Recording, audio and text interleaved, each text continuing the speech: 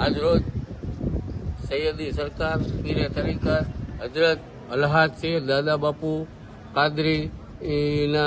કાદરી સાહેબની યાદમાં આજે અમરેલી સિવિલ હોસ્પિટલની અંદર દરેક દર્દીને ફ્રૂટ વિતરણ કરવામાં કરેલ છે.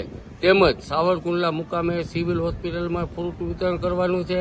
તેમજ અમરેલી બેરામુંગા શાળાની અંદર પણ ફ્રૂટ વિતરણ કરવાનું છે.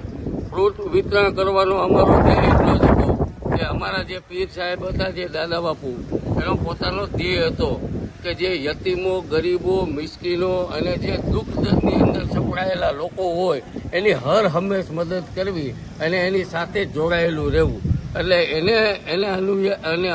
તેને અનુરૂપ અમે સરકાર દાદા બાપુની હિસાલે એના દરજાત બુલંદ થાય તે માટે અને એના પોતાના જે સંકલ્પ હતા એ સંકલ્પને પૂરો કરવા માટેનો અમારો એક આ નાનકડો એવો પ્રયાસ છે.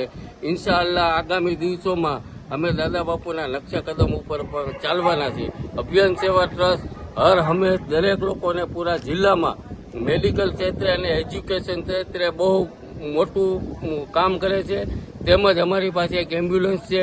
એ એમ્બ્યુલન્સ પણ દાદા બાપુની રાહબરી હેઠળ પણ અમે ચલાવીએ છીએ.